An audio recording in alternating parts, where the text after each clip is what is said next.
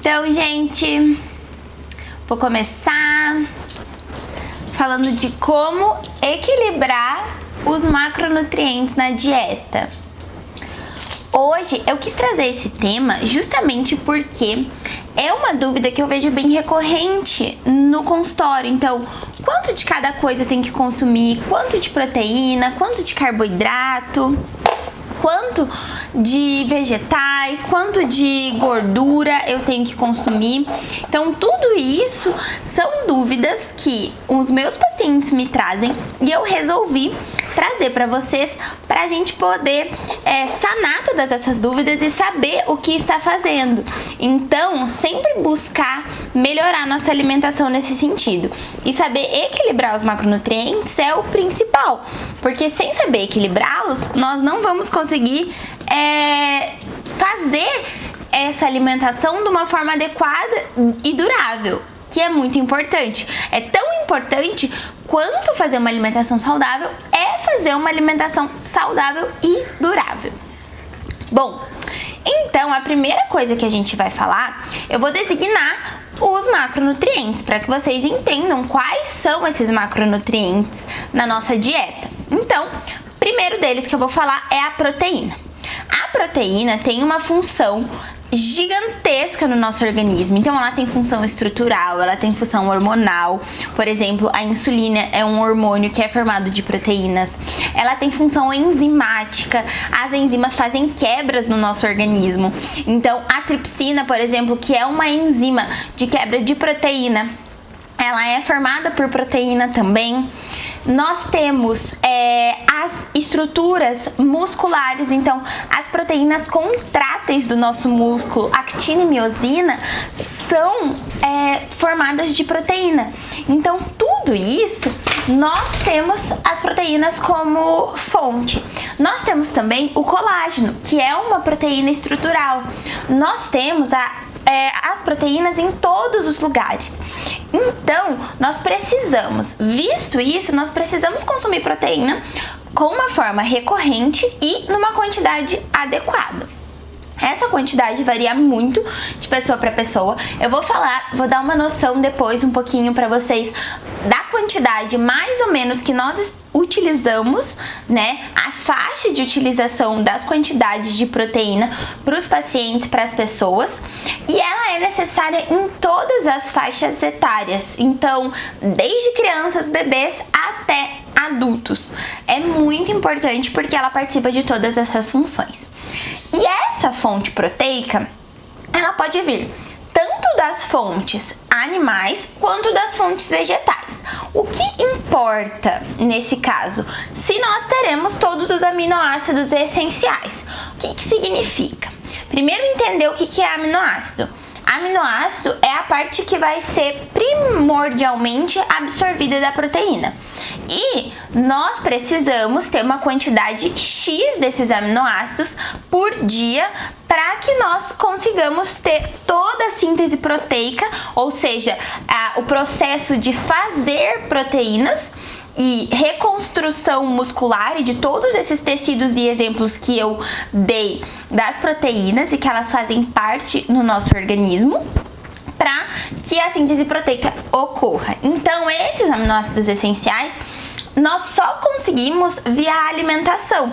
Nós não conseguimos produzir eles. Então, nós precisamos sim sempre estar consumindo esses aminoácidos essenciais. E é por isso que tem que haver um equilíbrio. Qual é a diferença e por que ocorre aquela frase, né, ou aquela crença de que proteínas vegetais não são suficientes? Porque as proteínas vegetais, elas possuem deficiência em alguns aminoácidos.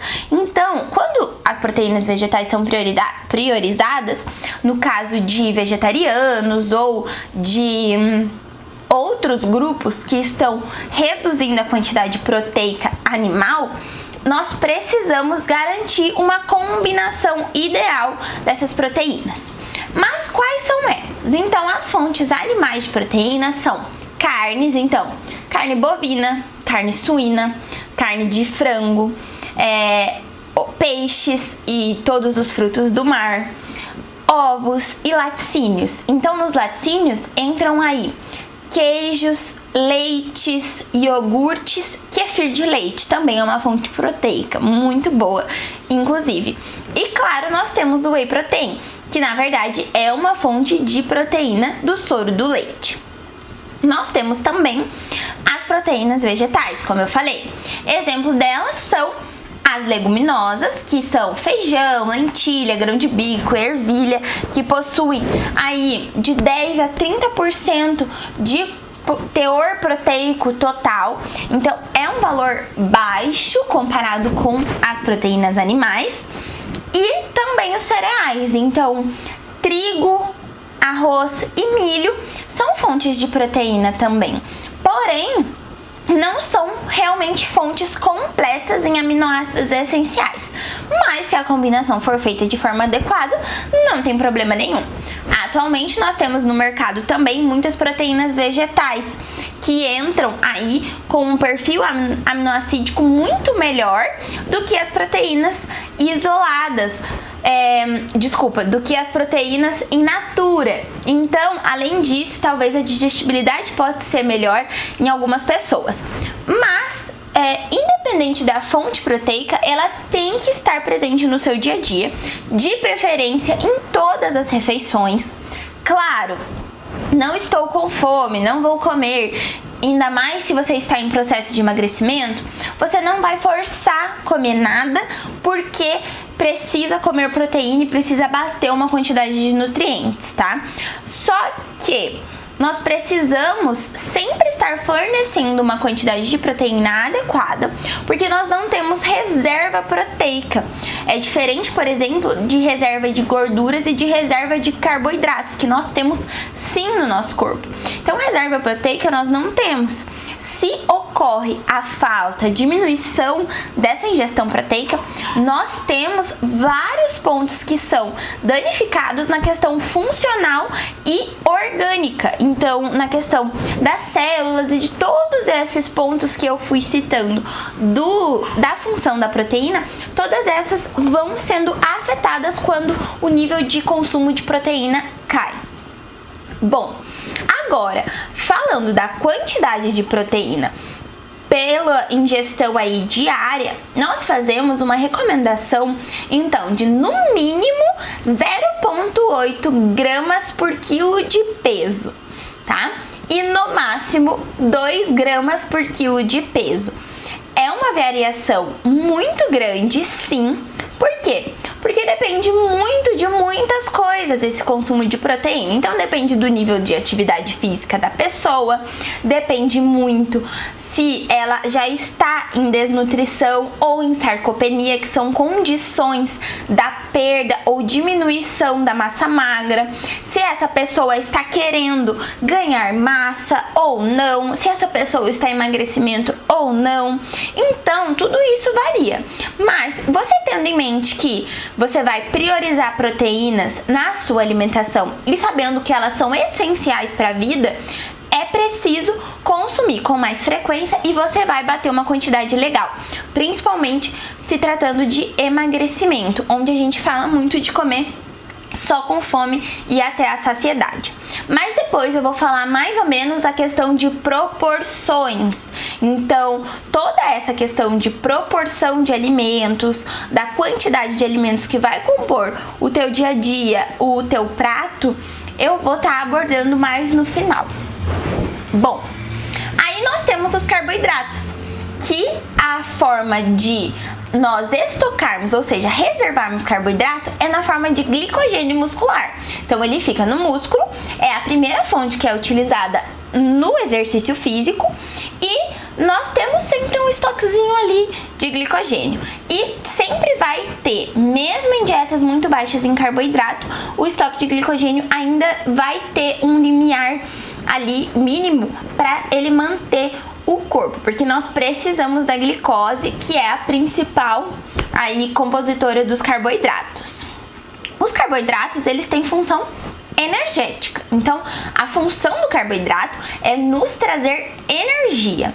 E onde que nós vamos encontrar esse carboidrato? Nós vamos encontrar esse carboidrato em raiz raízes, que são mandioca, batata baroa, que pode ser chamada de mandioquinha ou de batata salsa, inhame, cará e batata normal, batata doce. Então, e as outras raízes também que agora não me vieram à cabeça. Mas as raízes tem bastante. Os cereais tem bastante quantidade de carboidrato. Então, como eu falei antes, o milho, o arroz, o trigo tem quantidade bem alta de carboidrato. Leguminosas também tem, então grão de bico, ervilha, lentilha, todos esses têm bastante. Feijão também tem bastante quantidade de carboidratos. Nós temos os carboidratos também nas verduras, nas frutas, na maioria das frutas. Existem poucas exceções, como o abacate e o coco, que são frutas mais gordurosas. Então, além dessas duas, existem pouquíssimas exceções ainda de frutas que possuem mais gordura do que carboidrato. Então, a maioria delas é fonte de carboidrato. E isso, gente, não interessa se tem pouco, se tem muito, se é um alimento que é de alto índice glicêmico. Quando a gente fala de carboidrato, nós estamos abordando índice glicêmico também. Então, muitas vezes, né, não é o caso dessa live, mas para trazer, então, não adianta e não importa se é ou não uma fonte de carboidrato que tenha bastante carboidrato. É fonte de carboidrato. Então, legumes, folhas são fonte de carboidrato. E por que isso? Porque ele é um macronutriente que está em maior quantidade naquele grupo alimentar. Então, nós não podemos dizer, por exemplo, que peixe é uma fonte de carboidrato, porque a proteína é a que está em maior quantidade naquele alimento. Ou, por exemplo, no caso do abacate, como eu dei de exemplo, que não seria uma fruta fonte de carboidrato, seria uma fruta fonte de gorduras. Então, nós não podemos dizer que ele é fonte de carboidrato porque as gorduras estão presentes em maior quantidade. E além disso, nós temos também as fibras, que são carboidratos, mas são carboidratos não digeríveis e fermentáveis. Essas fibras não têm função energética, elas vão ter função de fermentação e de dar alimento para o nosso intestino, ou seja, para nossas bactérias intestinais, que vão fazer da nossa microbiota mais saudável, tá? E quantidade de carboidrato varia muito em cada dieta, então depende muito do paciente. Nós falamos mais em carboidrato em porcentagens, então nós podemos falar de 10% da dieta até 45, 50, 55, 60% da dieta. Então depende muito, é muito variável a quantidade de carboidrato da dieta. Terceiro macronutriente e último macronutriente são as gorduras, que nós chamamos de lipídios da alimentação. Os lipídios, eles são o macronutriente mais calórico que nós temos. A proteína e o carboidrato possuem 4 calorias por grama a cada molécula ali de proteína ou de carboidrato. Agora, os lipídios possuem 9 quilocalorias por grama. Então, eles são sim bem mais calóricos, bem mais que o dobro, inclusive. Só que não quer dizer que não é uma fonte saudável, que não é legal de ter na nossa alimentação. Pelo contrário, os lipídios, né, as gorduras, elas não têm função apenas energética. É uma das funções, mas não é a função apenas energética. Nós temos função, além da energética, nós temos função anti-inflamatória de alguns, por exemplo, o ômega 3 é um lipídio, é uma gordura anti-inflamatória. Nós temos função hormonal, então os nossos hormônios, alguns deles são formados por gordura. Nós temos formação celular, então o revestimento da nossa célula, a parte externa da nossa célula, aquela capa que fica em volta da nossa célula, ela é formada por fosfolipídios, ou seja, formada por gordura. Então, nós precisamos das gorduras para sobreviver. As dietas com gordura podem variar entre 10, 30, 40, 50% de gordura. Também é muito variável, mas mais que 50% é mais raro de nós estarmos vendo. Normalmente em dietas não nutritivas, muito ricas em fast food, alimentos que não são tão legais assim, nós temos daí uma quantidade maior de gorduras, podendo chegar até a 90%. Então, populações, por exemplo, dos Estados Unidos, nós vemos que consomem uma maior porcentagem de gordura da dieta. Bom, a gordura também é dividida em insaturada e saturada. A diferença básica desses dois tipos de gordura são: as saturadas, elas vão ficar sólidas em temperaturas frias. Então, se você coloca na geladeira, por exemplo, uma manteiga, ela fica sólida, certo? Agora, se você deixa na temperatura ambiente, ela volta a ser líquida. Agora, um azeite de oliva, ele não vai ficar totalmente sólido, ele vai ficar mais líquido, que daí ele teria mais gorduras insaturadas. Porém, nenhuma dessas gorduras, elas existem sozinhas nos alimentos, né? Claro que pode ser isolado, mas elas não existem sozinhas nos alimentos. Então, todos os alimentos que são fontes de gordura e que possuem gordura, possuem os dois, tanto a insaturada quanto a saturada. Alguma delas não é saudável? Não, todas são saudáveis, todas a gente precisa, são essenciais. Inclusive, nós temos, assim como nas proteínas, nós temos ácidos graxos essenciais, como, por exemplo, o próprio ômega 3, que é um ácido graxo essencial, então nós precisamos adquirir através da alimentação. O ácido graxo é a parte que vai ser absorvida das gorduras.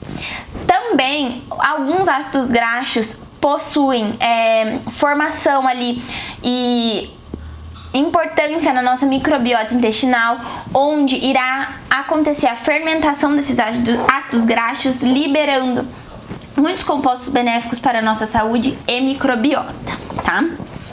Bom, como é que eu vou saber se é saudável, Paula? Como é que eu vou saber se é uma gordura saudável, se é um carboidrato saudável, se é uma proteína saudável? A dica que eu vou dar nesse vídeo é: se não é natural, não é saudável. Vou dar um exemplo de cada um. Proteína. Uma proteína não natural e não saudável.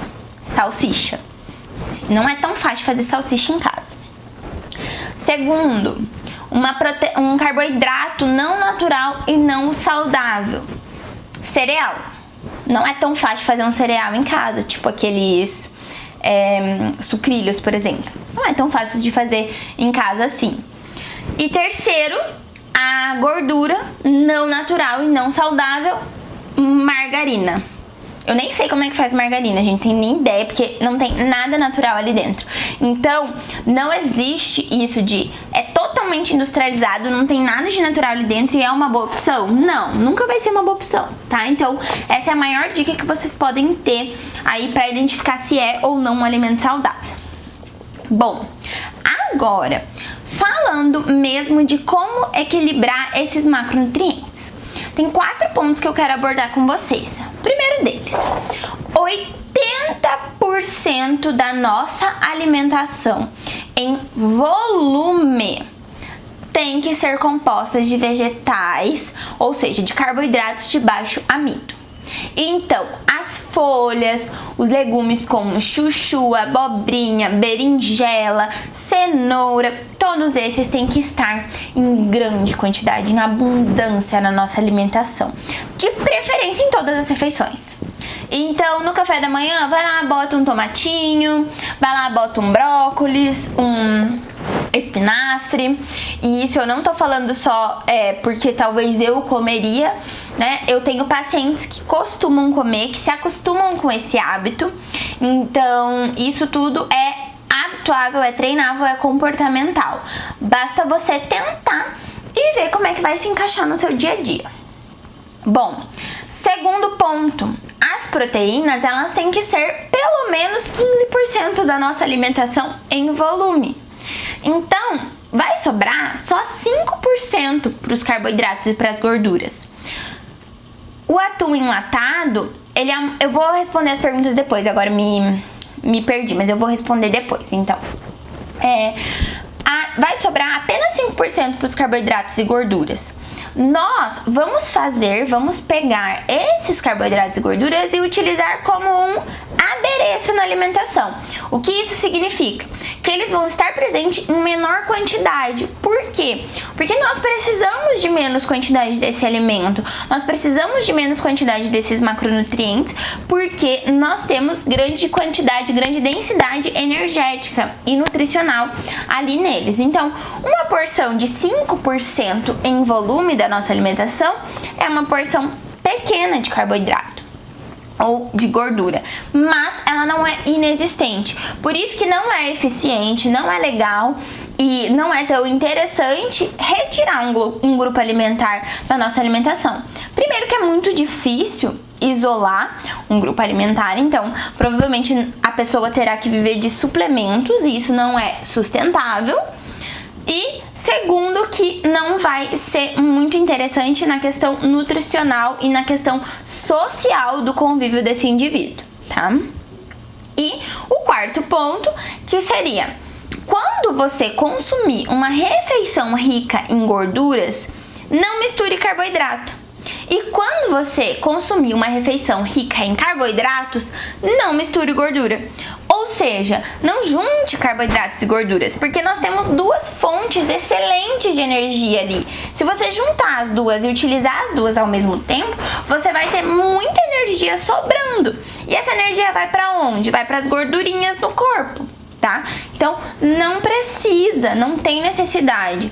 Consumiu, por exemplo, legumes gratinados, né? Que tem queijo, tem ali uma quantidade de gordura maior, não consome um carboidrato que seja uma fonte maior de carboidrato. Lembrar que os vegetais são carboidratos, mas fontes menores de carboidrato têm menos quantidade de carboidrato, muitas fibras.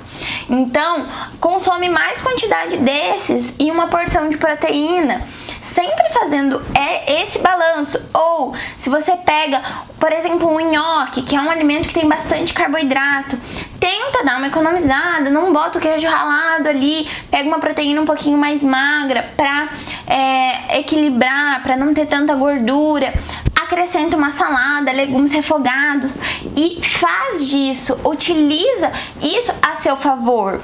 Essa proporção, esse equilíbrio todo, você utiliza a seu favor para você poder acrescentar o que você quiser dentro dessas proporções que eu dei nessas 4 dicas.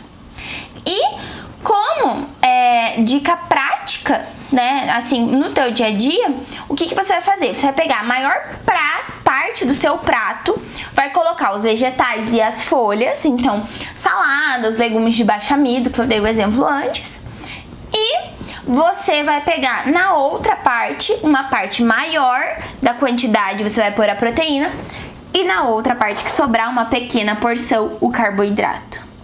Vai comer com calma, vai respirar fundo enquanto estiver comendo. Então, vai aproveitar aquela refeição de forma que você utilize todos aqueles nutrientes. Porque não adianta você querer equilibrar esses macronutrientes, e essa é a forma mais fácil, mais prática, sem ter que ficar pesando, sem ter que ficar utilizando balança toda hora. Claro que às vezes pode ser indicado, mas na maioria dos casos não é indicado utilização de balança na minha prática clínica. Então, essa é a forma mais prática e mais legal e mais tranquila de estar equilibrando os macronutrientes. Fazer dos vegetais o principal da tua alimentação, as proteínas 15%, carboidratos e gorduras 5%, e não misturar os carboidratos e as gorduras na mesma refeição, tá? Agora eu vou ver se tem mais alguma dúvida além sobre o atum. Deixa eu subir aqui.